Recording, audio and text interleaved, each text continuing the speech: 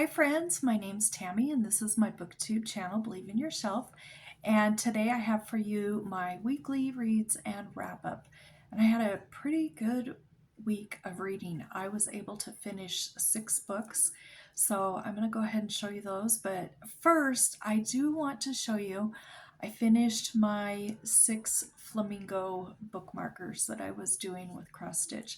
And I think 1 or 2 weeks I showed you a couple that I had done, and then I sort of forgot to show you for a couple of weeks. So I'm going to just show you all together again. I did finish all 6 of them, and this is one I can show you called Book Life. It says Book Life, and I just love this flamingo because she's got flowers all over on her head, and it just reminds me of the Chiquita banana lady. But that's the first one here that I've got. These are not in order of how I made them. I can't remember what order that was. But this is the second one, which I also love.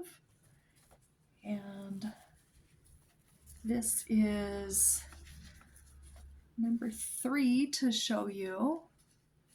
That one had quite a lot of work on it, but I enjoyed it a lot. That was a fun one to do. And then I have this 4th one, Make Time to Read. I like that one too. I think that's cute. Well, I like all of them. Then I have this one that says Reading is Dreaming with Open Eyes. And then last but not least, I have this one. This was the hardest one. This had the most work on it. Not that it was hard, but just took the longest amount of time. But I got all 6 of them done, and I just wanted to show you. I'm going to start on a new project. I don't know what I'm going to be doing, but I'll show you next week in my wrap-up. So I have 6 books for you to talk about today.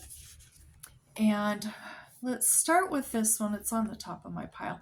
This is book 2 in the 43 Old Cemetery Road series, written by Kate Klise and illustrated by M. Sarah Klise, who is Kate Klise's sister. And this one's called Over My Dead Body.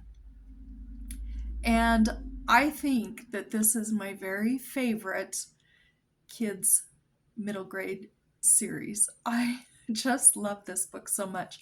I read the first one a couple weeks ago and told you about it. And I read that one over the phone to my mom, and I went ahead and read her this over the phone also, and she and I both really liked it. She's had a setback with her eyes, and she's blind in one of her eyes again, and has been for a couple weeks, and so she's having a little bit of a hard time reading right now, but we're hoping the eyesight will come back like it has twice before. Anyway, this one here, we're still following the same boy.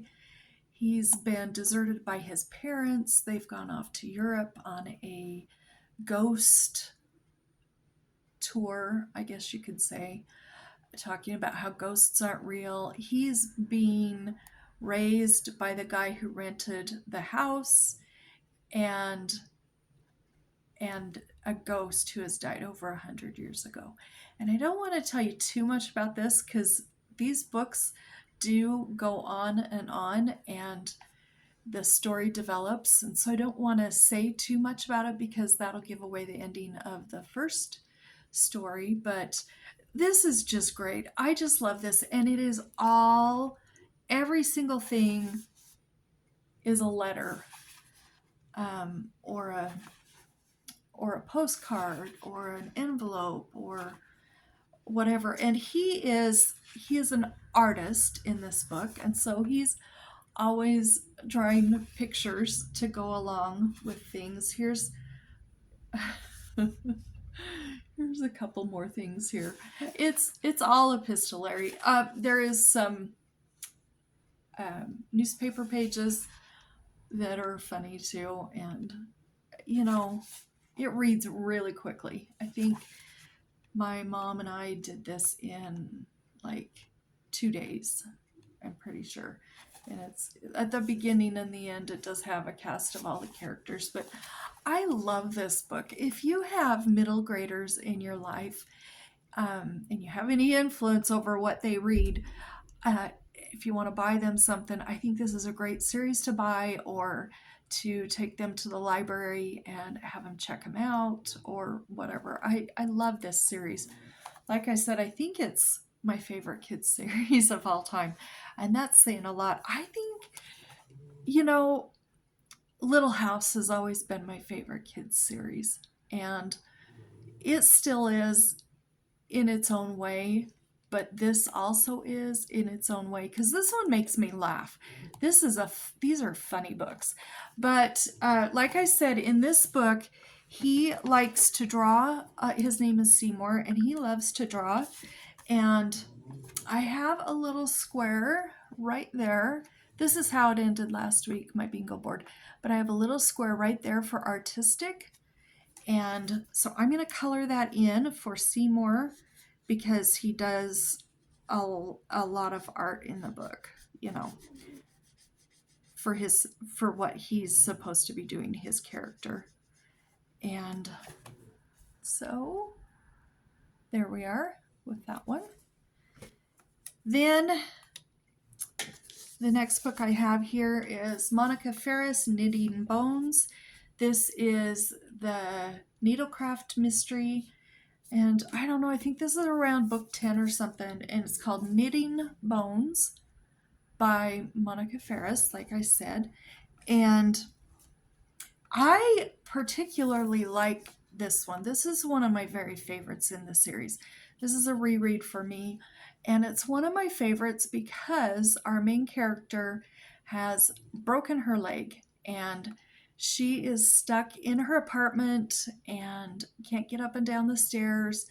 And so there's other people in the story working with her and finding the clues and getting the information for her. Also, there's a crow in this book that I think that whole storyline with the crow is pretty funny, and this is one of my very favorites in that series. And where I'm going to put this, I have a square that is perfect for this, and it is right here down at the bottom, and it says surprise. And the reason I'm putting that book as a surprise is because I realized this was the next book in the series to reread, and I had also broken my I was gonna say my leg, but my ankle and my knee. And so she and I, when I was reading it, and reading about her and how she was using some salad tongs to reach things she dropped, and she was having a hard time getting around and everything, and trying to figure out how to get this soup made. I don't know, there were just a bunch of references to her broken leg, and it cracked me up because I have been dealing with those things too. So I'm going to go ahead and mark that square for that book. And I can't believe after today there's only one more week left to work on this bingo board. But that is where I am. And I still don't have a bingo. I never look at this beforehand to figure out where I'm going to be. So this is a surprise to you and me if I ever get a bingo. Then I read, I love this book. I gave this 5 stars. This is by Mary Burchell, and it's the old retro Harlequins. It's number 1075, Cinderella After Midnight. And I loved this book. This was a really sweet book. Her parents have passed away, and she's been living with her godmother for probably 10 years or so, maybe 10 or 12 years, I don't remember. And her godmother is extremely wealthy and has quite a lot of financial power, and has kind of taken over her life, I guess we could say. She tells her what to do, what she can wear, who she can be friends with, and everything, all through the years that she's been with her godmother. Anyway, her godmother gets married. Surprisingly, just out of the blue, gets married, and her husband has said, when we get back, they're gone on a world tour boat trip for like a year, different cruises and stuff. And he says, when we get back, you're not getting any more money, and just you better plan on that now. But before he tells, oh, sorry, not him, before her godmother's husband tells her that, her godmother has decided that since she doesn't want to leave her alone, she's going to pay for her to have a 3-month vacation in a very beautiful area in a very posh hotel. And I'm not covering up the name. No, there's the author's name. And she tells her, okay, 3 months, I'm going to pay for everything. You're going to have a little bit of spending money through this, and you've got to find a husband and get married and make sure he's a wealthy one, which he should be if he's staying in this hotel, and because she can't help her afterwards.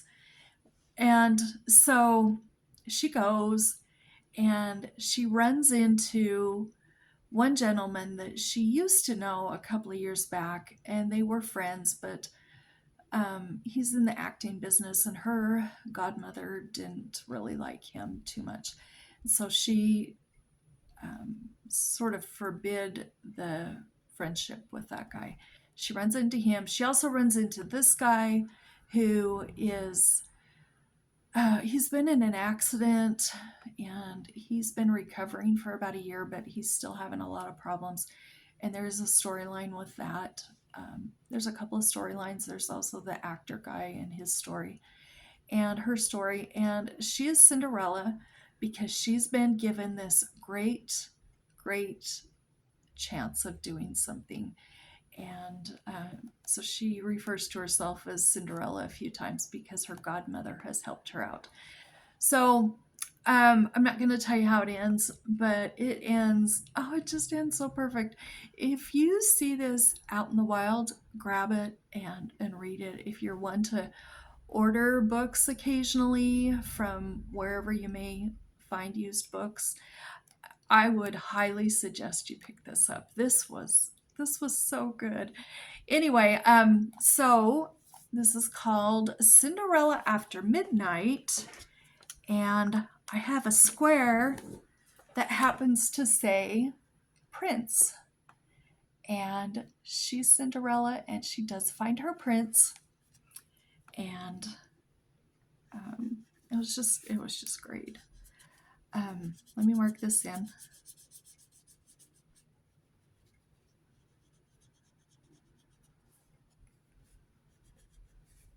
Sorry about that. Takes me a minute. So that's where we are. Still no bingo, I don't think. Then I have one more book I read physically, and then I have 2 audiobooks.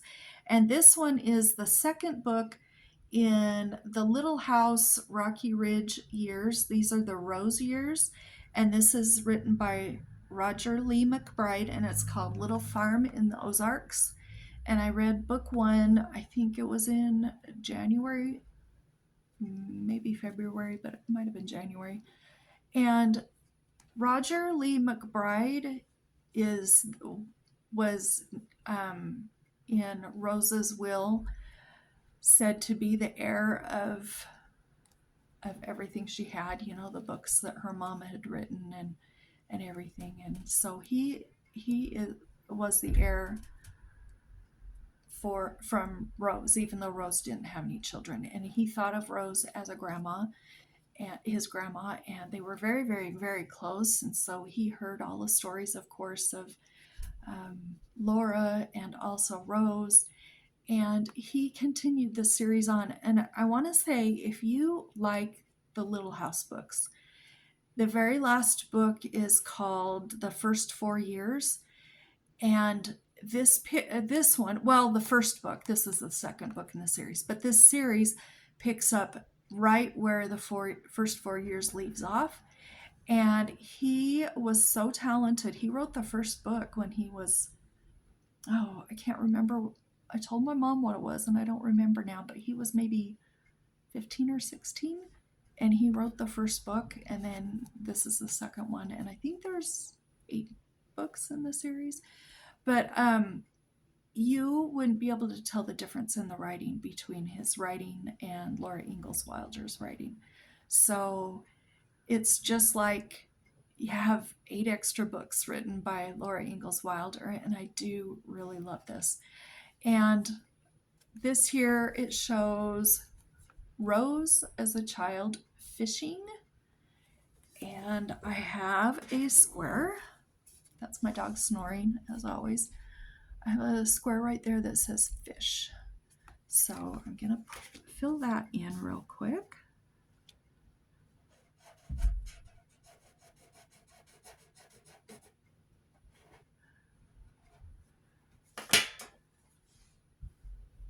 Okay, so that's where we are. And then I have 2 books that I need to talk about that I listen to on audio. This first one is the Nancy Drew Mysteries, and it's number 5, The Secret of Shadow Ranch by Carolyn Keene. And I liked this one. This is my favorite Nancy Drew that I've read so far. And I've kind of skipped around a little bit, but this is my favorite. Nancy goes with Bess and George to a relative's house of theirs, and it's a ranch, and they've been invited out there, and they go for a couple weeks or whatever. But when they first get out there, they find out somebody has been meddling at the ranch and trying to almost kind of ruin their relatives that live there. And there's a phantom horse that shows up all the time, and there's just a lot of things going on. And she decides she's going to solve the mystery with, of course, Bess and George.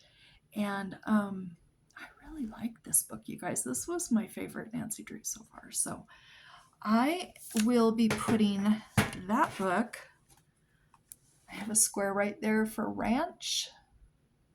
I'm going to put it there on that square. That book. So hold on just a minute while I highlight this square.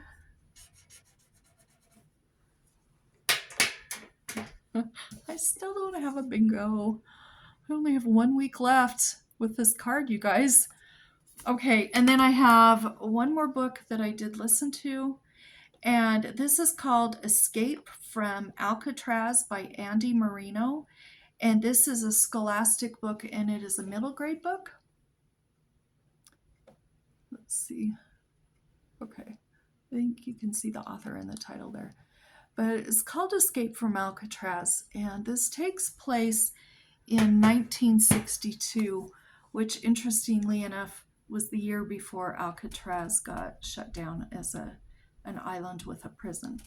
And this boy, his father is one of the, this is fiction, by the way, but his father is one of the wardens there. And I did not realize this. I had to Google this to read a little bit about it, but there were a lot of wardens, and their families lived with them. They had houses and homes on the island, and I didn't realize that. I thought it was just the prison. In fact, I've seen the island before, and I've seen the building structure of the prison when I went down to Southern California one time with my girls, and we got to see the Golden Gate Bridge and that area, and we saw it. But so anyway, it was interesting to me, and so that's why that book kind of called out for me to read it or listen to it.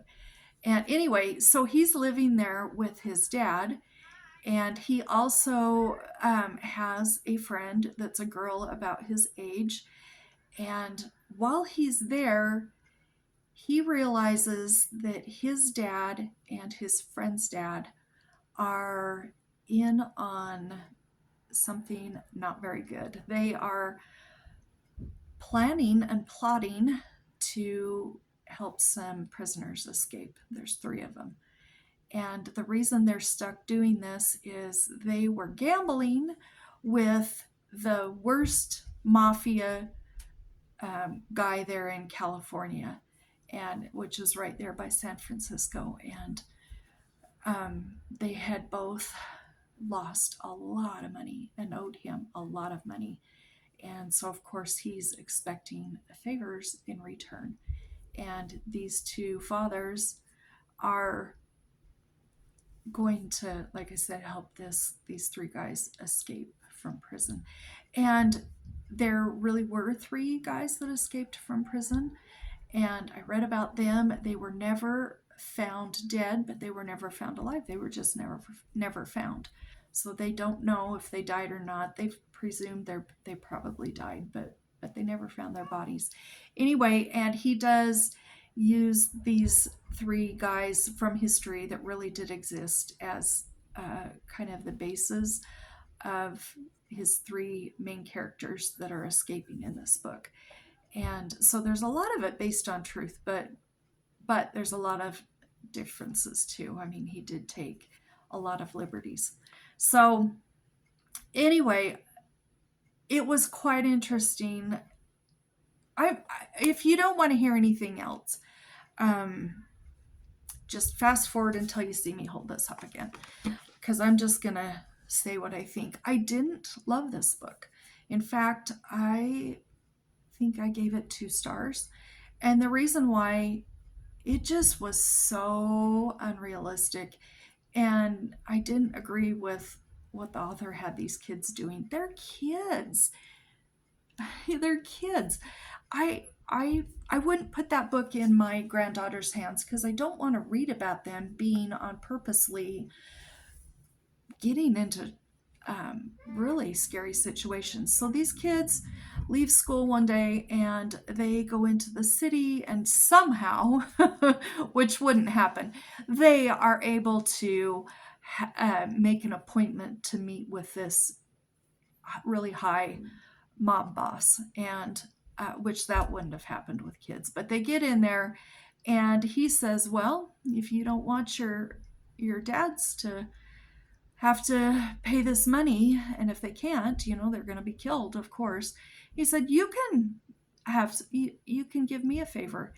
And he tells them what he wants them to do in order to help with this escape that these guys have planned out. And he threatens them, and they go back, and they do get involved. The men do escape in the book, and her father was part of this plan to help him escape, and so was the other father. There were no repercussions for any of them for anything that they did. And these kids had set a fire to alert the mob boss at a certain point, and the dads were out there, and they had managed to get this raft for the 3 guys to escape, and they helped them escape and everything. And I just didn't really like it. It just didn't sit well with me because I had hoped they would find a way to stop the plan and these guys wouldn't escape. But the fathers, they were involved in it, and these kids helped their fathers. And so, it all turned out okay. Everybody was still fine and everything, but I just didn't care for it. It didn't sit well with me. And because the prison is on Alcatraz Island, but the prison, of course, is man-made, and I have a square right there that says man-made. So I'm going to color that in. That's where I'm going to put that book on this bingo board.